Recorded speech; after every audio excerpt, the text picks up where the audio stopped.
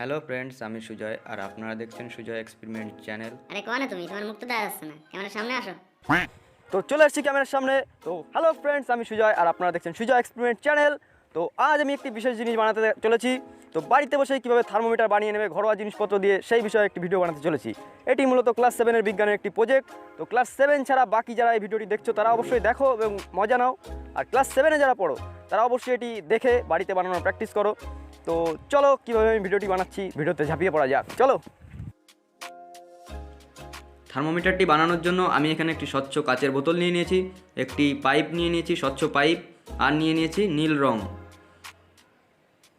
তো যাদের কাছে এই ধরনের বোতল থাকবে না তারা এই ধরনের মুখওয়ালা যে কোনো স্বচ্ছ কাচের বোতল নেবে। তো আমার এখানে একটা সুবিধা রয়েছে, বোতলটার মুখটা এখানে ফুটো করা আছে আর এটা সিল করা, এটা খোলা যায় না। তাই আমি এটাকে এভাবেই রেখে দেবো আর এর ভিতর পাইপটিকে প্রবেশ করিয়ে এর চারপাশে ভালো করে গ্লুগানের আঠা দিয়ে লাগিয়ে দেবো, যাতে কোনো বাতাস পাস করতে না পারে। তো যাদের কাছে এই ধরনের বোতল থাকবে না তারা এই ধরনের মুখওয়ালা একটি বোতল নিয়ে নেবে এবং মাঝখান দিয়ে ফুটো করে নেবে।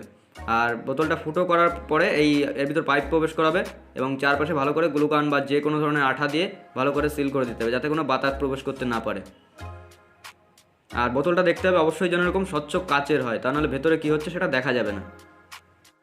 এখন আমি আমার কাজ শুরু করব। তো তার জন্য প্রথমে আমি পাইপটাকে বের করে নিচ্ছি। তো পাইপটা বের করে নেওয়ার পর আমি গ্লুগানের আঠা দিয়ে চারিদিকে ভালো করে লাগিয়ে দেবো। তো সব জায়গায় যেন ভালোভাবে লাগে সেই দিকটা আমাদের খেয়াল রাখতে হবে, তা না হলে পরে যদি বাতাস বের হয় বা বাতাস ঢুকে যায় তাহলে আমাদের থার্মোমিটার ঠিকমতো কাজ করবে না। তার জন্য খুব ভালোভাবে আঠাগুলো লাগিয়ে দিতে হবে।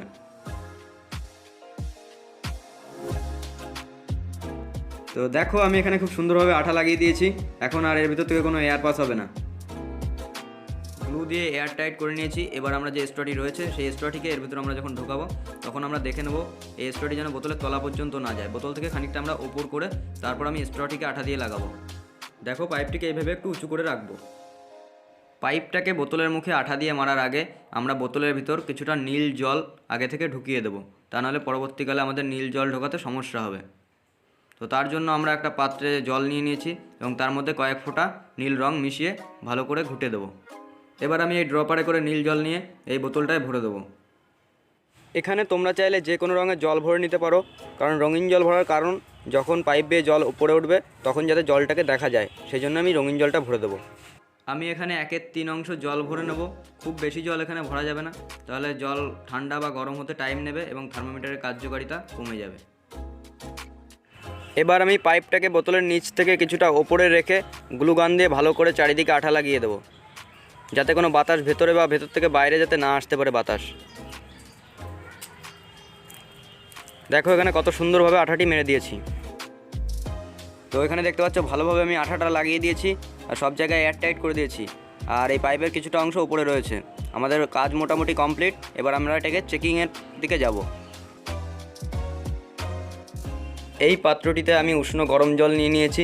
এই গরম জলের ভেতর আমি আমার থার্মোমিটারটাকে রাখবো। তো এইখানে দেখতে পাচ্ছ আস্তে আস্তে থার্মোমিটারের এই পাইপ বেয়ে নীল জল ওপরের দিকে উঠে আসছে।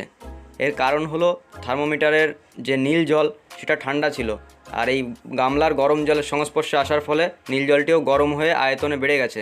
কিন্তু বোতলের আয়তন নির্দিষ্ট থাকার কারণে ওই বাড়তি আয়তনের জল জায়গা না পেয়ে পাইপের নিচ দিয়ে আস্তে আস্তে ওপরের দিকে উঠে আসছে।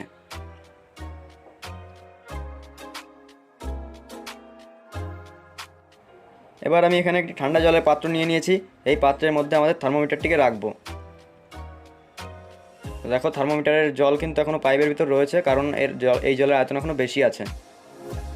তো ঠান্ডা জলকে আরও ঠান্ডা করার জন্য আমি 2-4টে বরফ দিয়ে দেবো। তো বরফ না দিলেও কোনো সমস্যা নেই, কিন্তু বরফ দেওয়া হলে খুব তাড়াতাড়ি জলের উষ্ণতা কমে আয়তনে এটা কমে আসবে।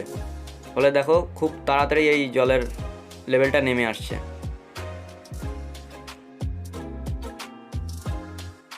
জিউত পালার দল বারবার মধ্যে আঙুল ডুবো কি করতেছিস? দাও দাও দাও, আবার আবার আবার আবার আঙুল ডুবোছিস।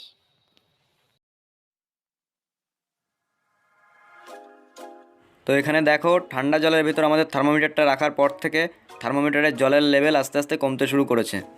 থার্মোমিটার ঠান্ডা জলের সংস্পর্শে আসার পর থেকে এর মধ্যে থাকা নীল জলের উষ্ণতা ও আয়তন দুই কমতে শুরু করেছে। তাই নীল জল থাকার জন্য জায়গাও এখন কম লাগবে তাই নীল জলের লেভেলটা আস্তে আস্তে নেমে যাচ্ছে।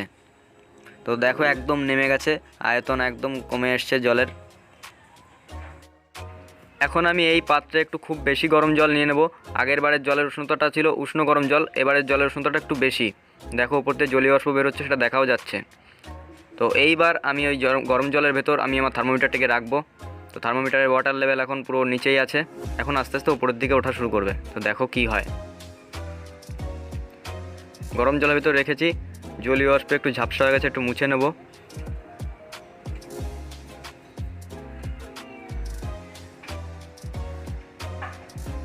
দেখো কত তাড়াতাড়ি এই জলের লেভেল আস্তে আস্তে উপরে উঠছে। দেখো, কারণ জলের উষ্ণতাটা বেশি হওয়ার কারণে দ্রুত এটা আয়তনে বৃদ্ধি পাচ্ছে, নীল জলের আয়তন দ্রুত বৃদ্ধি পাচ্ছে, ফলে এটা উপরের দিকে উঠে আসছে। দেখো খুব আয়তনে খুব বেড়ে যাচ্ছে, পাইপের মাথা ছাড়িয়ে একদম উপরে উঠে যাবে। এবং জল দেখো কি হয়, দেখো এখান থেকে দেখো এবার ফোঁটা ফোঁটা করে পড়ছে। দেখো শেষবারের মতো আমি একবার ঠান্ডা জলের মধ্যে এই থার্মোমিটারটিকে চেক করে নেব। তো দেখো এখন একদম উপরে আছে ওয়াটার লেভেল, সঙ্গে সঙ্গে নেমে যাচ্ছে, কোনো দেরি লাগছে না। দেখো সঙ্গে সঙ্গে নেমে যাচ্ছে। প্রথম একটু টাইম লাগছিলো, এখন কোনো টাইমই লাগছে না, একদম সঙ্গে সঙ্গে দেওয়ার সঙ্গে সঙ্গে দেখো নেমে গেল। এটা খুবই মজাদার একটি প্রজেক্ট ছিল, তোমরাও বাড়িতে এটাকে বানানোর চেষ্টা করো। এখানে আমি একটি ডাক্তারি থার্মোমিটার বা ফারেনহাইট থার্মোমিটার নিয়ে নিয়েছি। এই থার্মোমিটারের কার্যপ্রণালীও ঠিক আমাদের বাড়িতে তৈরি থার্মোমিটারের মতন। এটা হলো এই থার্মোমিটারের পারদকুণ্ড, অর্থাৎ আমাদের নীল জলের মতো। এখানে তাপ প্রয়োগ করলে আস্তে আস্তে পারদ ওপরের দিকে উঠতে শুরু করে, এই হলুদ স্তম্ভের মধ্যে দিয়ে ওপরের দিকে উঠতে শুরু করে। এখানে যত বেশি তাপ প্রয়োগ হবে তত এই পারদ স্তম্ভের উচ্চতাও বৃদ্ধি পেতে থাকবে। তো এই ছিল আজকে আমাদের থার্মোমিটার বানানোর একটি মজাদার প্রজেক্ট। কেমন লেগেছে লাইক কমেন্ট করে জানিও, আর যদি কোথাও বুঝতে অসুবিধা হয় অবশ্যই কমেন্ট করে জানাবে। তো এতক্ষণ ধরে ভিডিওটি যখন তোমরা দেখেই ফেলেছো, তখন নিশ্চয়ই ভিডিওটি তোমাদের ভালো লেগেছে। যদি ভিডিওটি ভালো লেগে থাকে তাহলে একটি লাইক করে দিও, আর কমেন্ট করে দিও কেমন লেগেছে ভিডিওটি, আর বন্ধু বান্ধবদের সঙ্গে অবশ্যই ভিডিওটি শেয়ার করে দিও। আর এর পরের ভিডিওটি হতে চলেছে একটি বিজ্ঞানের ম্যাজিক রিলেটেড ভিডিও। তো যদি ভিডিওটি মিস করতে না চাও তাহলে এক্ষুনি সাবস্ক্রাইব করে পাশে থাকা বেল আইকনটি প্রেস করে আমাদের সাপোর্ট করো। তো পরের ভিডিও হতে চলেছে আরও মজাদার। তো আজকের মতো এই পর্যন্ত, দেখা হচ্ছে পরের ভিডিওতে। বাই। না হইছে, যাও দিন এবার এন্ডে। ওই দাও, ও তো চলে আসছে। তো তোমরা যাওয়ার আগে চ্যানেলটারে সাবস্ক্রাইব করে দিয়ে যাও কিন্তু।